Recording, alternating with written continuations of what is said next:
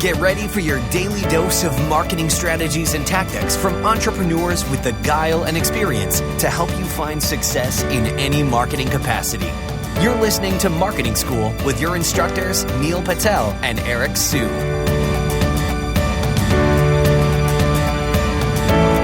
Welcome to another episode of Marketing School. I'm Eric Su. And I'm Neil Patel. And today we're going to talk about 5 simple yet effective hacks that'll get your customers to pay you double the money. So I'll start this off really easy. Increase your prices. Okay? So this is something we're constantly doing. We're doing more and more of this. So here's an example, right? Let's say we were charging $1,000 for, marketing services. Well, a couple years ago, we were like, okay, well, just because every other agency out there is charging $1,000, why can't we charge more? Okay, well, why don't we change the pricing to $5,000? And then afterwards, add a pricing, add a setup fee as well, right? Add all this other stuff. Because when you're growing, your costs increase too. So it's easier. The pricing is one of the biggest levers you can pull to help you get more money. Yeah, hack number 2, add upsells and downsells. The easiest way to get more money is to get your existing buyers to pay you more, as Eric mentioned, right? So one is just adjusting your pricing and getting them to pay more. But what we found is everyone's like, oh, I'm going to keep driving more new customers, and that way I'm going to grow my business. It's actually easier to get people who are already paying you to pay you more money. That's why when you check out on GoDaddy, they're offering you 10 or 20 upsells or downsells. And I'm not saying you should go that crazy, but just doing it simple and saying, hey, we're going to add in 1 or 2 upsells and maybe a downsell upon checkout, and assuming these are valuable to them, people won't have an issue. They can always say no if they don't want them. And what we found is upsells that offer speed and automation. In other words, they help people do whatever they just bought faster and in a more automated way so it causes less work. So it's either one of those two as an upsell, tend to have the highest take rate. So if you do that, you usually can get at least 30% extra income from whatever your original purchase price was. So if you're selling something for $1,000 or $10,000, assume you can get roughly 30% more on average if you're offering speed and automation. Number 3 is around retention, right? Neil just talked about it's much easier to grow an account than to have to keep acquiring new customers all the time. So looking at retention, here's something you can do. Let's say you're a SaaS product, right? Or even if you're a services-based business like mine, you can use a tool called Ask Nicely. So it's asknicely.com, or maybe it's just Google Ask Nicely.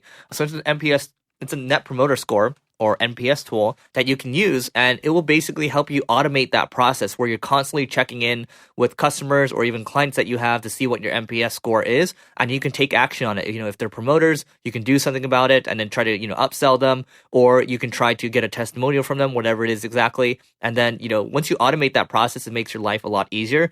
But my main point is this. It's, again, think about how you can retain your customers, how you can do a good job for your customers, right? Because if you have a leaky funnel, it doesn't matter how good you are at customer acquisition and people keep dropping out. If you don't optimize that part, if you're not doing the best job you can possibly do, you're not going to be able to upsell. You're not going to be able to make much more money that you want for the long term. So think about retention and then use a tool like Ask Nicely to be more proactive about it instead of reactive when shit starts to hit the fan. Yeah, the 4th tip I have for you is people are going to go to your checkout page or your lead page or whatever, and they're going to bounce off and not fill in their information or buy. So I want you to put a remarketing pixel on that page, and don't just show them banner ads all over the web. That doesn't work too well. But instead, what you want to do is remarket them on YouTube and Facebook. And the remarketing ad should be a video showing them what it's like to be a customer or buy the product and go over it. And you want to answer all the objections that they would potentially have that have caused them not to buy the product. So what I always tell people who are using this tactic, because it's one of the best ways to get more money from your customers and get them to pay more, is you go out there and you do the opposite sales pitch. So for example, if your sales pitch is really emotional on why they should buy and all this kind of stuff, on the checkout page, I make it where it's super, or not the checkout page, on the remarketing video, I make it super logical. Because if the emotional pitch didn't cause them to buy, maybe the logical one will. And you're showing them in the video the results, the value, what they could get, what the product looks like, or the service looks like if they end up buying it. And once you start doing this, you'll notice that they'll not only buy, but they're much more likely to buy your upsells and downsells. And we found that the people who come from our remarketing video ads are like 15, 16% more likely to buy upsells and downsells. A final thing is to piggyback on what Neil is saying. So when you think about that running remarketing ads, just think about other areas or other touch points that you can possibly have, right? So, if you use a chat tool like Drift, for example, you can actually hit those people back, right? When they visit your website, it's like, hey, I noticed you're having some difficulty checking out. Is there anything I can help with, right?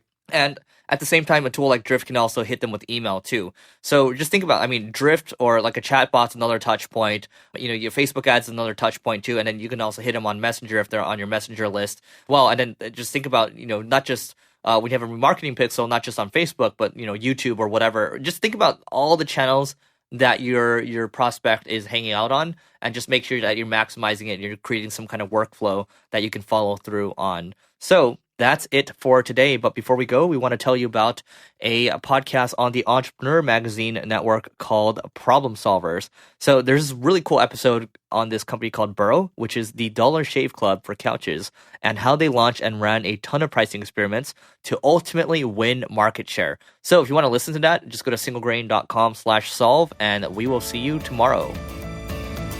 This session of Marketing School has come to a close. Be sure to subscribe for more daily marketing strategies and tactics to help you find the success you've always dreamed of. And don't forget to rate and review so we can continue to bring you the best daily content possible. We'll see you in class tomorrow, right here on Marketing School.